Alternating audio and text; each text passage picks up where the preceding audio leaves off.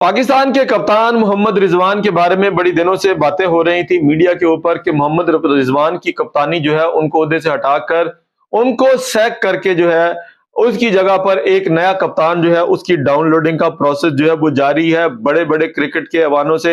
अब बातें जो थे हमारे कानों तक भी पहुंच रही थी, लेकिन हमने इसके ऊपर जो है वो इसलिए बात नहीं की कि मोहम्मद रिजवान जो है वो पाकिस्तान के वो कप्तान है कि जिन्होंने 22 साल के बाद ऑस्ट्रेलिया की धरती के ऊपर जो है वो घर के अंदर जाकर हराया। उसके बाद साउथ अफ्रीका को जो है वो व्हाइट वॉश किया। फिर उसके बाद उनको आईसीसी चैंपियंस ट्रॉफी के अंदर जो है उनको बतौर कप्तान नामजद किया गया, लेकिन उस कैप्टन की नामजदगी के अंदर मोहम्मद रिजवान की अपनी टीम के अंदर जो है वो जरा बराबर भी नहीं चलती थी, और चलती थी तो सिर्फ दो बंदों की चलती थी। एक हमारे सीनियर जो है वो आकिब जावेद साहब हैं और दूसरे पाकिस्तान के हेड कोच जो है वो माइक हैसन साहब हैं। दोनों जो है किसी पाकिस्तान की सुपर लीग के साथ उनका कंसर्न है। एक बड़े अरसे के साथ जो है वो लाहौर कलंदर के साथ आकिब जावेद की वाबस्तगी है, और दूसरे जो है माइक हैसन है जिनकी वाबस्तगी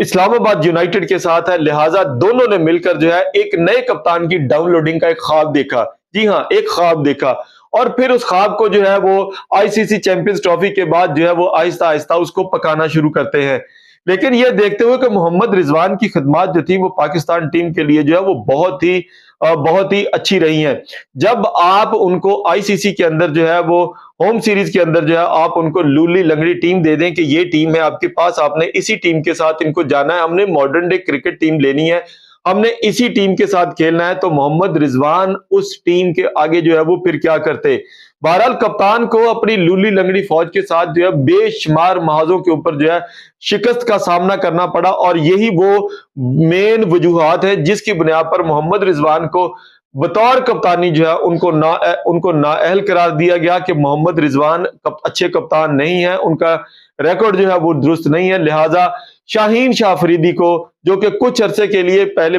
कप्तान बनाया गया था T20 का, उसके बाद उनको भी जो है वो सैक कर दिया गया, फिर बाबर आजम को बना दिया गया। इयन चैपल जो ऑस्ट्रेलिया के बड़े ग्रेट बल्लेबाज रहे हैं, उन्होंने कहा कि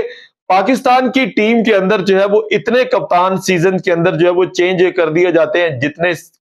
जितने तो हम तक एक सीजन के अंदर जो है वो तकियों के गुलाफ चेंज करते हुए लगा देते हैं।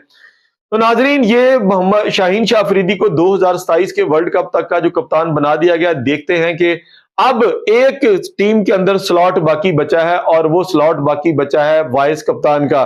तो मुझे उम्मीद है, 100% उम्मीद है कि माइक हैसन जो है वो आकिब जावेद साहब के साथ मिलकर जो है वो शादाब खान को टीम का कप्तान बनवाने में कामयाब हो जाएंगे।